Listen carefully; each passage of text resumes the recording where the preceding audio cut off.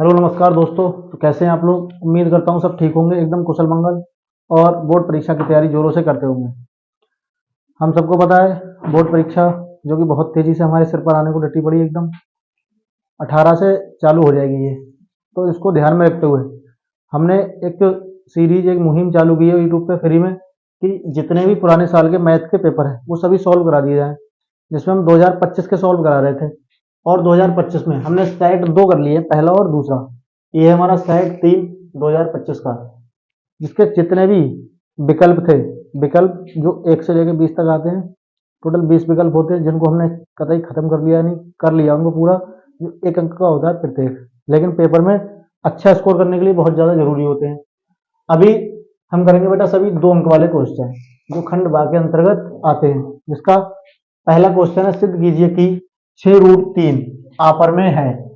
अब ये हमें सिद्ध करके दिखाना है कि यदि 6√3 है, ये आपर में है या नहीं। बेटा ऐसा सवाल को करना कैसे होता है, ठीक इसका उल्टा मान लेते हैं। पहली बात तो जहां लिखा है 6√3 आपर में है, हम लिखते हैं कि माना 6√3 एक परमेय संख्या है। अगर ये परमेय है तो इसको P बटे Q या A बटे V के रूप में लिख सकते हैं। परमेय है अतः इसे P बटे Q के रूप में लिख सकते हैं।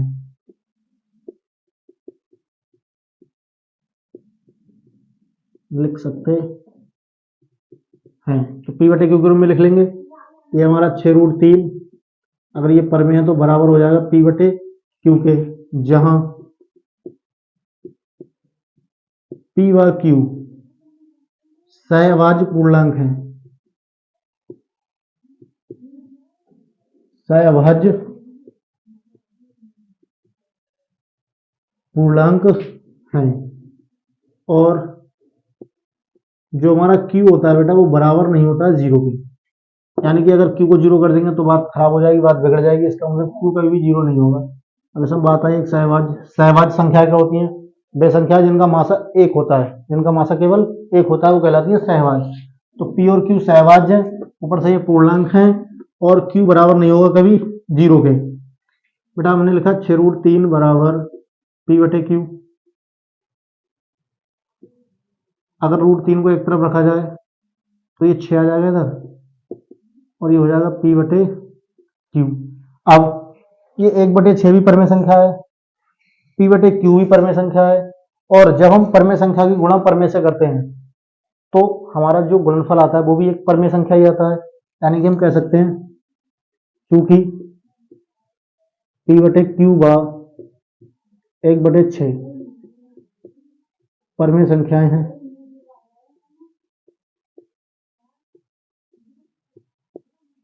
इसलिए 1/6 P बटे Q भी एक परमेय संख्या होगी। एक परमेय संख्या होगी। क्यों होगी? क्योंकि बेटा परमेय संख्या की गुणा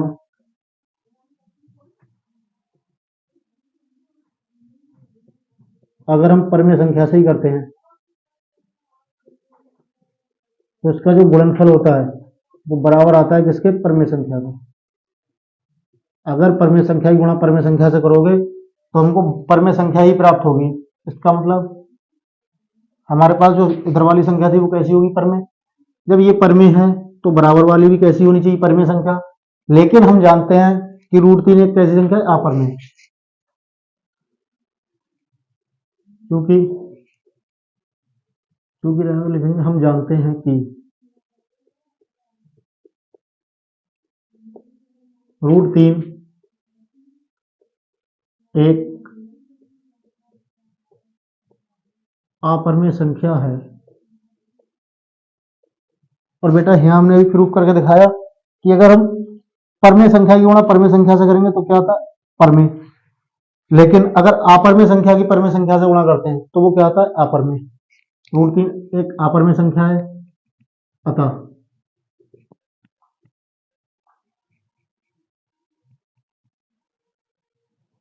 तो लिख सकते हैं हम √3 कैसी है, एक अपरमेय संख्या है, लेकिन हमने यहाँ पर इसको कैसा मान लिया था 6√3 को एक परमेय, अतः इससे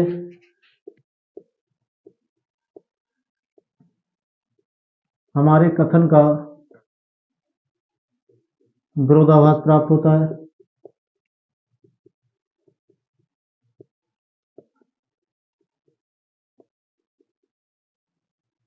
कि 6√3 एक परमेय संख्या है। हमने माना था ना 6√3 एक परमेय संख्या है, लेकिन जब √3 अपरमेय और अपरमेय के बराबर कभी परमेय हो नहीं सकती, तो ऐसा लिख सकते हैं कि 6√3 एक परमेय संख्या है। ये बात हमारी कैसी हो जाएगी, गलत। क्यों? क्योंकि अगर परमेय संख्या की गुणा हम अपरमेय संख्या से करेंगे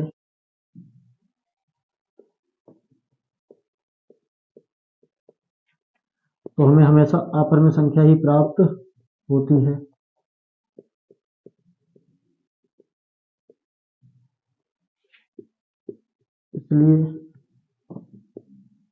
इसलिए नहीं अतः लिख सकते हैं, अतः 6√3 एक अपरमेय संख्या है। हमने बेटा √3 को यहाँ कैसे 6√3 को मान लिया था एक परमेय संख्या, लेकिन p/q के रूप में लिखोगे तो हमारा जो ये वाला पार्ट है ये दोनों पूर्णांक है, और परमेय संख्या की गुणा जब भी परमेय संख्या से करते हैं तो हमें क्या प्राप्त होती है, परमेय संख्या। लेकिन हम जानते हैं √3 कैसी है, एक परमेय √3 एक अपरमेय संख्या है, तो ये पूरी कैसी हो जाएगी, अपरमेय होनी चाहिए। लेकिन हमने यहाँ इसको कैसा मान लिया है, परमेय। हमने यहाँ p/q को क्या माना है, परिमेय। जब ये परिमेय माना है, ये अपरमेय संख्या के बराबर है, इसका मतलब 6√3 भी कैसा होगा, अपरमेय। तो हमारा जो कथन था वो कैसा गलत साबित हुआ था कि 6√3 एक परमेय संख्या है। और हम अगर केवल करना चाहें तो इतना भी लिख सकते हैं कि परमेय संख्या व अपरमेय संख्या का गुणनफल हमेशा अपरमेय संख्या होता है, अतः 6√3 एक अपरमेय संख्या है। चाहे ये लाइन लिख के डायरेक्ट ये लिख देना, चाहे इतनी बात लिख के डायरेक्ट ये लिख देना, उसमें कोई दिक्कत नहीं है। बाकी आप लोग नोट कर लो, फिर बढ़ते हैं अगले सवाल की तरफ।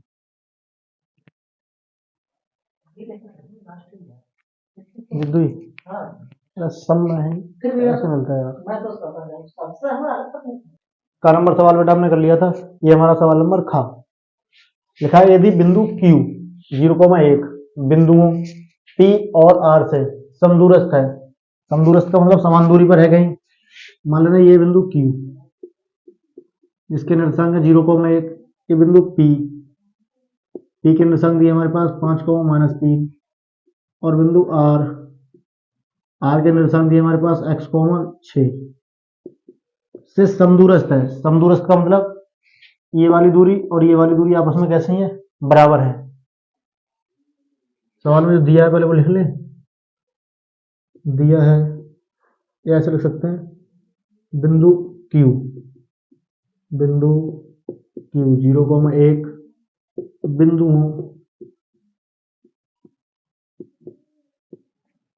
P 5,-3 व R x,6 से समदूरस्थ है,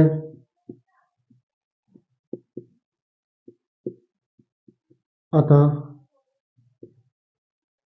अगर ये समदूरस्थ है तो समदूरस्थ का मतलब समान दूरी पर है, इधर से भी और इधर से भी, तो हम निकाल सकते हैं बेटा P व Q के बीच की दूरी। अतः P क्या है बिंदु हमारा 5,-3 व Q 0,1 के बीच की दूरी बराबर होगी बिंदु Q और R के बीच की दूरी के। बिंदु Q व R का मान है हमारे पास बिंदु x,6 के बीच की दूरी के। ये दोनों दूरियां आपस में कैसे होंगी, बराबर। तो बीच की दूरी का सूत्र लगा सकते हैं। क्या होता है बेटा बीच की दूरी का सूत्र, x2 - x1 का whole square plus y2 - y1 का होल स्क्वायर। इधर भी लगा सकते हैं, x2 - x1 का whole square plus y2 - y1 का होल स्क्वायर। पहला वाला x1 y1, x2 by two, x1 by one, x2 by two. यहाँ पर लगाना है हमें x2 माइनस x1, रूट जैसा है वैसा ही लगा दो अभी। x2 माइनस x1, x2 का मान कितना है बेटा 0, माइनस x1, x1 का मान है 5, स्क्वायर लगाया लगा देंगे। By two minus by one, by two का मान है 1, बाई वन का मान है -3, एक माइनस इधर लगा है, एक माइनस यहाँ है, तो ये माइनस और माइनस क्या हो जाएगा बेटा प्लस, बराबर रूट जैसा लगा है वैसा ही लगा दोगे। x2 का मान कितना है x, x1 का मान कितना है 0, स्क्वायर प्लस बाई टू का मान है 6, बाई वन का मान है x, सॉरी बाई वन का मान है 1, स्क्वायर लगा दोगे, जो घट रहा है जुड़ रहा है उसे घटा जोड़ लेंगे। 0 में से 5 घटाएंगे, माइनस का 5 बचेगा, स्क्वायर 3 और 1 4 का स्क्वायर, इधर x में से 0 घटाओगे x का स्क्वायर आएगा, प्लस 6 में से 1 घटाओगे 5, तो ये हो जाएगा 5 का स्क्वायर। इधर लिख देते हैं अब बेटा 5 का स्क्वायर कितना हो जाएगा हमारे पास 25, प्लस 4 का स्क्वायर 16, बराबर x का स्क्वायर x स्क्वायर प्लस 5 का स्क्वायर कितना हो जाएगा 25। दोनों ओर रूट है बेटा, तो दोनों ओर वर्ग ले लेंगे, दोनों ओर वर्ग करने पर, क्योंकि ये रूट हमें हटाना है तो दोनों ओर क्या करना होगा हमको वर्ग। ये 16 में से 25 घटाएंगे, ये 16 सॉरी ये 5 का स्क्वायर है, माइनस 5 का स्क्वायर 25, ये बेटा स्क्वायर करते हुए माइनस भी क्या हो जाता है प्लस, तो ये 25 प्लस 16 ऐसे ही रहने दो, अभी स्क्वायर लगा दो। इधर भी x स्क्वायर प्लस 25 ऐसे ही रहने दो, अभी स्क्वायर लगा दो। स्क्वायर से ही रूट कैंसिल, स्क्वायर से ही रूट कैंसिल हो जाएगा। इधर बचता है बेटा हमारे पास 25 प्लस 16, इधर बचता है हमारे पास में x स्क्वायर प्लस 25, 25 इधर भी प्लस का इधर भी प्लस का, 25 से 25 कैंसल, अब बचेगा x स्क्वायर और बराबर में बचेगा 16। हमें निकालना है बेटा x का मान, तो स्क्वायर हटाना पड़ेगा, स्क्वायर जब दूसरी साइड में जाता है रूट में बदलता है, और रूट से पहले क्या लगा देंगे प्लस और माइनस, क्योंकि दूरी ये जो बिंदु है ये प्लस का भी हो सकता है और माइनस का भी, तो हम प्लस या माइनस दोनों लगा सकते हैं इधर। 16 किसका वर्ग होता है बेटा 4 का, तो यहाँ से हमारे x का मान आ जाएगा प्लस माइनस 4। ये हमारा ख नंबर सवाल होता है। अगर किसी को कहीं कोई समस्या है तो कमेंट में बता सकते हो, बाकी बेटा आप लोग इसका स्क्रीनशॉट ले लो, चाहे इसे नोट कर लो, फिर बढ़ते हैं आगे। नेक्स्ट क्वेश्चन है बेटा हमारा क्वेश्चन नंबर का, लिखा है वह अनुपात ज्ञात कीजिए, वह अनुपात ज्ञात कीजिए जिसमें बाई अक्ष बिंदुओं 5, -6 और -1, -4 को जोड़ने वाले रेखाखंड को विभाजित करता है। जिसमें जो हमारा बाई अक्ष है वो उसको क्या कर रहा है बेटा विभाजित करता है। तो बाई अक्ष पर कोई बिंदु होगा जो उसको काटता होगा, तो मान लेना बाई अक्ष पर जो बिंदु है बेटा हमारे होते हैं दो अक्ष, एक होता है बाई और एक होता है एक्स, ऐसे तो होते हैं, ये वाला एक्स मानते हैं और ये वाला बाई, नीचे बाई डैश और ये एक्स डैश। अगर बाई अक्ष का कोई बिंदु इनको विभाजित कर रहा है, इसका मतलब बाई अक्ष पर अगर कोई बिंदु है तो वो एक्स की तो कोई दूरी होगी नहीं उस पर, बाई अक्ष पे है ना केवल, तो एक्स का मान क्या होगा 0 और बाई का मान कुछ ना कुछ होगा उसमें, तो बाई अक्ष पर जो बिंदु इसको विभाजित कर रहा है उसके निर्देशांक क्या मान लेंगे हम 0, बाई। क्या मान लेंगे उसके निर्देशांक बेटा 0, बाई। तो यहाँ जो कहा गया है वो लिख देंगे, बिंदुओं माना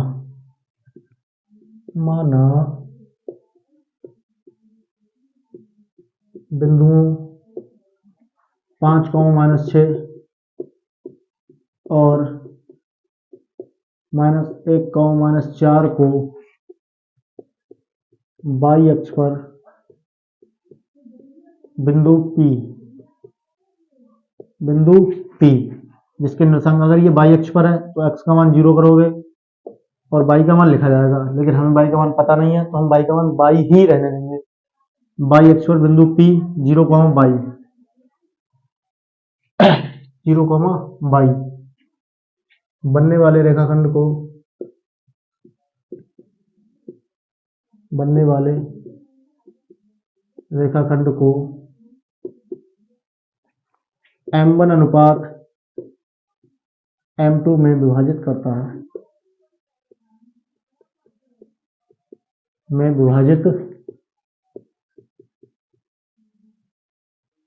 है, बेटा जब विभाजित करता है तो कौन सा सूत्र लगाते हैं? विभाजन सूत्र। तो लिख देंगे विभाजन सूत्र से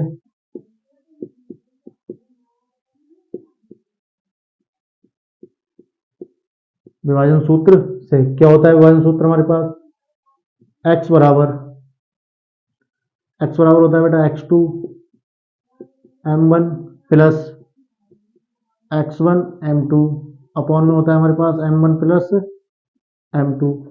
दूसरा होता है y बराबर y2 m1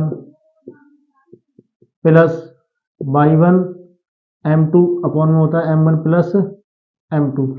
अब ये x का मान क्या होता है? तो जो बिंदु विभाजित करता है उसको मानते हैं x और y। ये x होगा और ये y। जिन बिंदुओं को विभाजित करता है उसमें पहले वाले को मान लेते हैं x1 y1 और दूसरे वाले को मान लेते हैं x2 और y2। तो x का मान हमारे पास कितना है? 0। तो जहां x है वहां 0 रख देंगे बराबर। फिर निकालना क्या है हमको? x2 कितना है हमारे पास बेटा? -1 गुणा m1 हमको निकालना है, इसको ऐसे ही रहने दो।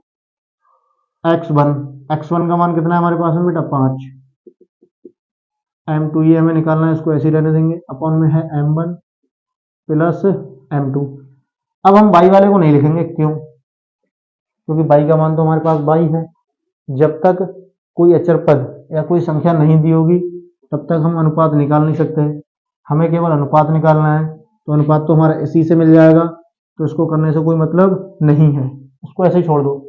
इसी से करते हैं, देखो बटे में 1 मान लेंगे, आड़ी तिरछी क्या कर लेंगे? गुणा। 1 से इस पूरे की गुणा करोगे, 1 से किसी की भी गुणा कर लो, जो संख्या होती है वही वापस आती है। तो 1 से ये टोटल जितना दिया है सबकी गुणा करेंगे, जैसा है वैसा ही आ जाएगा। -1 गुणा m1 प्लस 5 गुणा m2 बराबर m1 गुणा m2 की गुणा 0 से करो, और 0 से अगर हम किसी भी संख्या की गुणा करते हैं तो आंसर क्या आता है बेटा? 0। यानी गुणनफल हमको 0 प्राप्त होता है, तो बराबर में 0 रहेगा। m1 की गुणा 1 से करो, m1 एकम m1 माइनस है, माइनस लगा लेंगे। 5 की गुणा m2 से करोगे, ये 5 m2 हो जाएगा बराबर में 0। अब m1 को एक तरफ कर लेंगे और m2 को एक तरफ। ये m2 है, m1 को लिख लेंगे -m1, m2 दूसरी साइड में ले जाओ तो ये हो जाएगा -5 m2। माइनस से माइनस कैंसिल। अब हमारे पास बचा m1 बराबर 5 m2। बेटा हमें निकालना क्या है? m1 अनुपात m2। अनुपात को दूसरा हम कैसे लिख सकते हैं? अनुपात का मतलब बेटा होता है बटे, यानी m1 बटे m2। तो m1 के बटे में किसको लाना है? m2 को। ये गुणा में है, आके भाग में आ ही जाएगा। ये m1 बराबर में 5 है और गुणा में क्या है? m2, और गुणा वाला दूसरी साइड में लाते हो, कहाँ था? भाग में। बराबर में कितना बचा? 5। बटे में कुछ नहीं है तो क्या मान लेंगे? 1। मैंने कहा था अनुपात को बटे में लिख सकते हैं, तो बटे वाले को अनुपात में भी तो लिख सकते हो ना। तो ये लिख सकते हैं बेटा हम m1 अनुपात m2, इसको भी लिख दो ऐसे ही 5:1। तो हमें अनुपात निकालना था, जो हमने माना था बेटा कि जो अनुपात है वो कितना है? m1 अनुपात में विभाजित करता है m1 अनुपात m2, जो हमारा आंसर आ गया 5:1। कहीं कोई दिक्कत है तो कमेंट में बता सकते हो, बाकी बेटा ये नोट कर लो। फिर बढ़ते हैं अगले सवालों की तरफ। बेटा सवाल नंबर घ तक कर लिया था, यह है हमारा सवाल नंबर घ। सिद्ध कीजिए कि 1 माइनस कॉस थीटा अपॉन में 1 प्लस कॉस थीटा और पूरे पे लगाएंगे, यानी कि होल रूट बोल सकते हैं इसको। लाना है हमको cosec theta minus cot theta. ऐसा सवाल पहले भी करा चुके हैं हम। क्या होता है इनमें? दो साइडें दी होती हैं, एक LHS और एक RHS। LHS मतलब लेफ्ट हैंड साइड, RHS मतलब राइट हैंड साइड। तो किसी एक को लिया जाता है और दूसरे को आंसर में लाया जाता है। तो इधर वाली साइड पकड़ लेंगे, ये बाई साइड पे, तो उसको बोलेंगे LHS। LHS से स्क्रॉल करेंगे, LHS बराबर अपॉन में क्या है बेटा? 1 प्लस कॉस थीटा। मैंने बताया जब भी ऐसी कोई स्थिति बनेगी, ऊपर भी सेम है नीचे भी सेम है, एक जगह माइनस लगा एक जगह प्लस, तो इसका करते हैं परमीकरण। कैसे करते हैं, जो नीचे लिखा है उसका चिन्ह बदल के गुणा कर दो। नीचे क्या है बेटा, 1 प्लस, तो प्लस की जगह क्या आ जाएगा माइनस, तो 1 माइनस कॉस थीटा से ऊपर नीचे क्या कर देंगे गुणा। लेकिन केवल 1 माइनस कॉस थीटा से नहीं करेंगे, क्यों, क्योंकि इस पे लगा है रूट। तो लिखेंगे अंश व हर में, अंश व हर में रूट 1 माइनस कॉस थीटा से गुणा करने पर, रूट लगा तो रूट वाले से करोगे ना, LHS दिए, ये रूट है, ऊपर है 1 माइनस कॉस थीटा, अपॉन में है 1 प्लस कॉस थीटा। बेटा 1 माइनस कॉस थीटा से ऊपर नीचे क्या करनी थी, गुणा कर लो। ये भी 1 माइनस कॉस थीटा, ये भी 1 माइनस कॉस थीटा, एक जैसे हैं, दो बार लिखें तो 1 माइनस कॉस थीटा का होल स्क्वायर कर देंगे, अपॉन में क्या है, एक बार प्लस में एक बार माइनस में, वर्ग वर्गांतर वाला नियम याद होगा सबको, ए स्क्वायर माइनस बी स्क्वायर बराबर क्या होता है बेटा, ए प्लस बी और ए माइनस बी। अगर एक जैसी संख्या है, एक ब्रैकेट में घटी है और एक ब्रैकेट में जुड़ी है, तो पहली का स्क्वायर करते हैं माइनस लगा के, दूसरी का स्क्वायर। यहाँ पर भी एक जैसी संख्या एक बार जुड़ी है और एक बार ये घटी है, पहली का स्क्वायर कर दो, माइनस लगा के दूसरी का स्क्वायर कर दो, दूसरा क्या कॉस थीटा स्क्वायर। बेटा ऊपर वाले स्क्वायर से रूट कैंसिल, तो ऊपर बचेगा केवल हमारे पास 1 माइनस कॉस थीटा, अपॉन में रूट तो अभी जिंदा है, एक का स्क्वायर एक, और ये हो जाएगा कॉस स्क्वायर थीटा। सब समीका एक सबको याद होगी, सब समीका एक से बेटा 1 माइनस कॉस स्क्वायर थीटा बराबर क्या होता है, साइन स्क्वायर थीटा। तो जहां 1 माइनस कॉस स्क्वायर थीटा है वहां लिख सकते हैं हम साइन स्क्वायर थीटा, ऊपर वाला जैसा है उसको ऐसे ही लिखो, अपॉन रूट, ये 1 माइनस कॉस स्क्वायर थीटा की जगह क्या लगा सकते हैं हम, साइन स्क्वायर थीटा। बेटा स्क्वायर से रूट ये भी कैंसिल हो जाएगा, ऊपर बचेगा 1 माइनस कॉस थीटा, अपॉन में आएगा हमारे पास साइन थीटा। अब इधर भी है, ये है 1 माइनस कॉस थीटा, अपॉन में साइन थीटा, ये एक को भी दे दो और कॉस को भी दे दो, कद्दू कटेगा तो सब में बटेगा, 1 upon sine theta minus cos theta upon sine theta. 1/साइन थीटा किसके बराबर होता है मेरे लाल, कॉसिक थीटा के बराबर। फिर माइनस का चिन्ह, कॉस अपॉन साइन क्या होता है, कॉट थीटा, यही हमको लाना था, और ये हमारे किसके बराबर है, RHS के। इस प्रकार हमने LHS को बराबर कर दिया RHS के। ये तो सिद्ध करना था, बाकी आप लोग इसे नोट करो, फिर बढ़ते हैं आगे सवालों की तरफ। बेटा हमने घ नंबर सवाल तक कर लिए थे, सवाल नंबर 8 यानी यहाँ भी बोल देते हैं इसको बिंदी का फर्क है, तुम सवाल का फर्क देखो। सवाल क्या हमारे पास जो दिया है पहले लिख लेंगे, त्रिज्या 14 सेंटीमीटर वाले वृत्त, यानी त्रिज्या दी हमको 14 सेंटीमीटर, त्रिज्या को किससे लिखते हैं मेरे लाल, आर से, कितना दी है हमको 14 सेंटीमीटर वाले एक वृत्त की एक जीवा केंद्र पर 120 डिग्री का कोण अंतरित करती है। जब भी ये सवाल आते हैं वृत्त वाले जिस पर केंद्र पर कोण अंतरित होगा, कुछ भी होगा, तो कोण को मानते हैं थीटा, कि ये थीटा का मान है, कितना है 120 डिग्री। संगत वृत्तखंड का क्षेत्रफल, पहले सुन लो वृत्तखंड होता क्या है, वृत्त बना लेंगे, ये क्या बना दिया मैंने, तुम्हारे लिए वृत्त है बेटा, चाहे किसी के लिए कुछ होगी, ये वृत्त मान ले रहे हैं, है तो नहीं ये वृत्त है कोई, हमसे क्या गया संगत वृत्तखंड का क्षेत्रफल ज्ञात करना है। पहले तो कोण बनेगा किसके द्वारा, त्रिज्या के द्वारा। अब वृत्तखंड होता क्या है, वृत्तखंड का मतलब ये वृत्त का कोई टुकड़ा, लेकिन कोण बना रहा है, मान लेना ये केंद्र है और एक जीवा है, ये जीवा के कारण बन रहा है वृत्तखंड। क्या ऊपर का वृत्त का टुकड़ा अलग हो गया, नीचे का ये वाला टुकड़ा इतना अलग हो गया, ये हो गया वृत्तखंड। लेकिन हमसे कहा गया जहां कोण बन रहा है वो वाला वृत्तखंड बताओ, तो मान लेना बेटा ये कोण बन रहा है 120 डिग्री का, ये वाला जो कोण है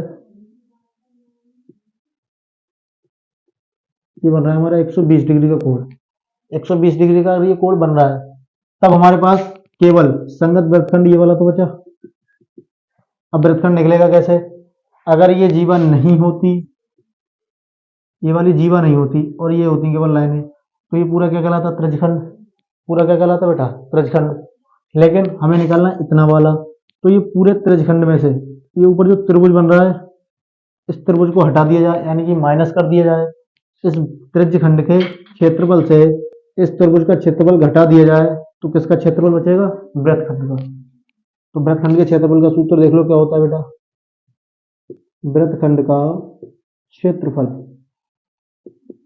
क्या होता है? संगत वृत्तखंड पूछा तो संगत लिख सकते हो, संगत वृत्तखंड का क्षेत्रफल, संगत त्रिज्यखंड का क्षेत्रफल,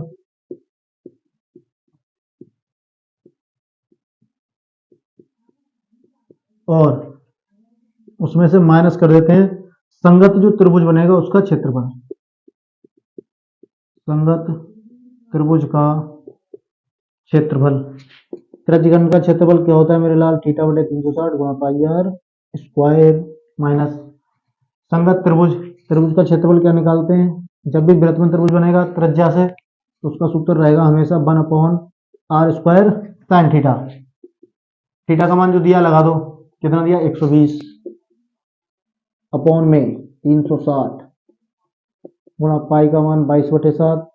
आर का मान हमारे पास दिया बेटा 14 है, स्क्वायर लगा है तो 2 बार लिखो 1/2 आर। आर का मान कितना? 14 है, क्या लगा? स्क्वायर। कितनी बार लिखोगे? 2 बार। साइन थीटा, थीटा वही 120 डिग्री, साइन थीटा का मान कितना हो जाएगा? 120 डिग्री। बेटा ये 120 से 360 काट डालेंगे, कितनी बार जाएगा? 12 एकम 12, 12 3 36, 3 बार, 7 दूनी 14। तो ऊपर आएगा हमारे पास 22 गुणा 2 गुणा 14 बटे में 3 माइनस ये कट जाएगा 2 से, 2 सत्ते 14। ऊपर आएगा हमारे पास 7 गुणा 14। फिर हमें लगाना है बेटा साइन 120 का मान। किसका मान निकालना है हमको? साइन 120। साइन 120 का मान कितना होता है मेरे लाल? √3/2। कितना होता है? √3/2। आगे इधर कर ले रहे हैं, ये 22 है, गुणा में 2 है, गुणा में 14 है, इधर 7 है, गुणा में 14 है, और कितना? √3/2। इधर से 14 है, इधर भी 14 है, चाहो तो कॉमन ले सकते हो इस 14 को, ये हो जाएगा 22 दूनी 44 बटे 3 माइनस 14 कॉमन ले लिया तो अंदर कितना बचेगा? 7 √3 और बटे में कितना आएगा? 2।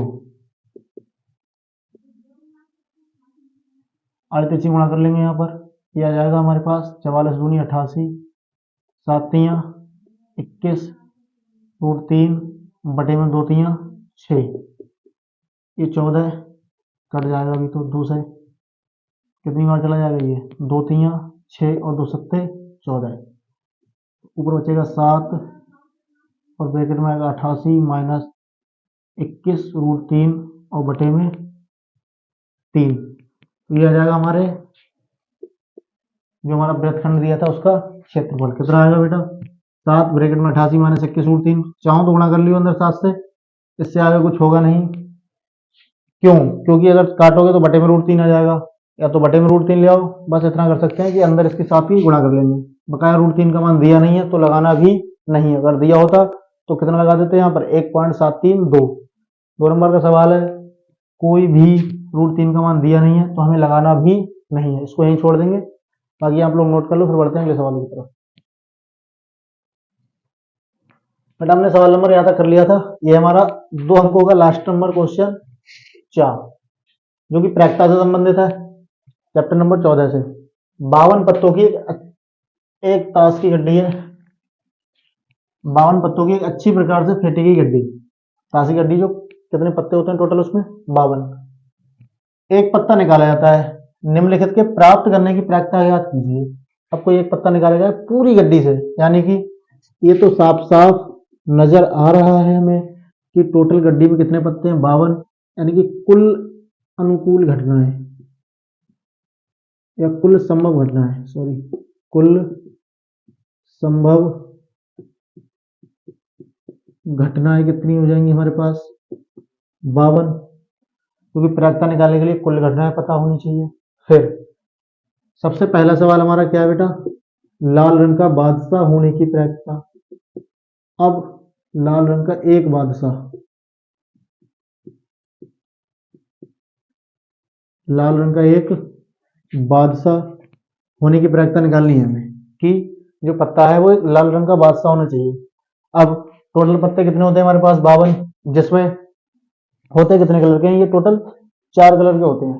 कितने रंग के होते हैं, सॉरी 2 रंग के होते हैं और 4 प्रकार के। 2 रंग कौन कौन से होते हैं, ये होते हैं बेटा 2 कलर, एक को बोलते हैं पान, ये वाला है पान, और ये वाला ईट। ये 2 प्रकार के होते हैं, इसमें दोनों के कलर कैसे होते हैं, लाल। लाल कलर के टोटल एक तरह के पत्ते होंगे, लेकिन ये दोनों अलग अलग प्रकार के होंगे। एक को बोलते हैं पान और एक को बोलते हैं ईंट। ऐसे ही ब्लैक कलर के होते हैं दो, ये ब्लैक कलर के, इसको बोलते हैं चिड़ी और इसको बोलते हैं हुकुम। ये होते हैं 2 कलर के पत्ते। अब उसमें हमें बताना है कि लाल रंग का बादशाह निकले। अब लाल रंग के कुल बादशाह होते कितने हैं, तो लाल रंग के केवल कितने बादशाह होंगे, एक होगा पान में और एक होगा ईंट में। यानी कि लाल रंग के केवल यही 2 बादशाह होंगे, एक ये अलग है पान का और ये वाला ईंट का। टोटल कितने बादशाह होंगे, केवल 2। तो लाल रंग का बादशाह होने की पहले कुल घटनाएं लिख देंगे, यानी अनुकूल घटनाएं कितनी होंगी, तो लिख सकते हैं बेटा लाल रंग का बादशाह होने की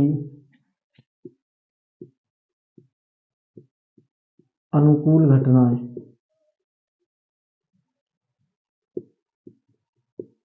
कितनी हो जाएंगी, केवल 2। क्योंकि लाल रंग के बादशाह जो होते हैं बेटा कितने होते हैं, केवल 2। अभी हमें प्रायिकता निकालनी है किसकी, लाल रंग का बादशाह होने की। लाल रंग का एक बादशाह होने की, ऊपर लिखते हैं बेटा अनुकूल घटनाएं, बटे में लिखते हैं कुल घटनाएं। कुल घटनाएं कितनी है हमारे पास 52, अनुकूल घटनाएं बादशाह होने की घटनाएं कितनी है 2। 2 से 52 कर सकता है, 2 एकम 2, 2 दूनी 4, एक बचा 12 हो गया, 2 छंग 12। तो लाल रंग का बादशाह होने की घटनाएं जो हमारी प्रायिकता होगी बेटा वो कितनी हो जाएगी, 1/26। इसका सवाल नंबर 2 है, देखें क्या कहता है वो। सवाल नंबर 2 में लिखा है एक तस्वीर वाला पत्ता। अब ये तस्वीर वाले पत्ते कौन कौन से होते हैं, तो बेटा मैं आपको दिखा दे रहा हूँ। ये तस्वीर वाले पत्ते, तस्वीर वाले पत्ते कौन कौन से हैं, एक तो 2 कलर के पत्ते, सॉरी 2 कलर के पत्ते होते हैं हमारे पास। एक तो होता है लाल और एक होता है काला। काले भी 2 प्रकार के होते हैं और लाल भी 2 प्रकार के। अब ये हमारे पास काले कलर के हैं ये 3 पत्ते, जिसमें एक होता है गुलाम। इस पर भी बेटा देखो ये तस्वीर होती है छपी हुई, एक होता है बेगम यानी क्वीन, इस पर भी एक तस्वीर होती है छपी हुई, और एक होता है बादशाह, इस पर भी क्या होती है एक तस्वीर। तो 3 पत्ते हैं, गुलाम, बेगम और बादशाह, इन तीनों पर तस्वीर छपी होती है। 3 पत्ते ऐसे होते हैं प्रत्येक कलर में जिन पर क्या छपी होती है, तस्वीर। ये एक कलर के हो गए, 1 2 3। ये दूसरा हो गया पान, 1 2, और एक होती है बेटा इसकी बेगम। कहाँ गई भैया तुम्हारी बेगम, अरे बेगम तो, अच्छा ये 2, एक पान का एक ईंट का। ये हुक्म का, इस पर भी तस्वीर है। ये बेगम, इस पर भी है, इस पर भी तस्वीर है, इस पर भी तस्वीर है, इस पर भी है तस्वीर और इस पर भी। और एक ईंट की ये बेगम रहेगी तुम्हारी, इस पर भी तस्वीर है।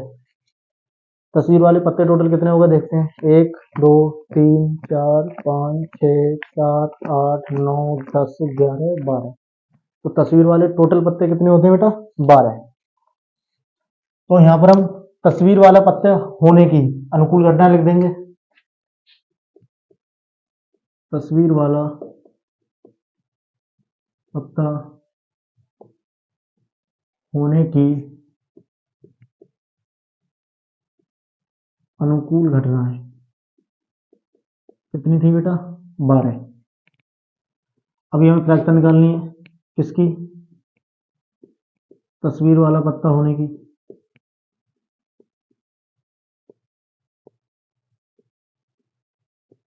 अपॉन में क्या लिखते हैं, टोटल घटना यानी कुल घटनाएं कितनी 52। अनुकूल घटनाएं कितनी आ रही है पत्ता होने की बेटा तस्वीर वाला? 12। तो 12 ऊपर आ जाएगा, 52 नीचे, 4 से कट जाएगा, 4 तियां 12 और 13 चौके 52। आंसर आएगा हमारा 3/13। ये हो जाएगी प्रायिकता हमारी तस्वीर वाला पत्ता होने की। इसको बेटा आप लोग नोट कर लियो। बाकी मिलते हैं अगली वीडियो में, तब तक आप लोग अच्छे से बने रहो हमारे साथ में। कोई भी समस्या है तो कमेंट में बता सकते हो, सेपरेट वीडियो भी निकाली जाएगी, अगर कहीं किसी भी सवाल में कोई समस्या आ रही है तो बता सकते हो। आज के लिए थैंक यू, धन्यवाद, बाय बाय, टाटा।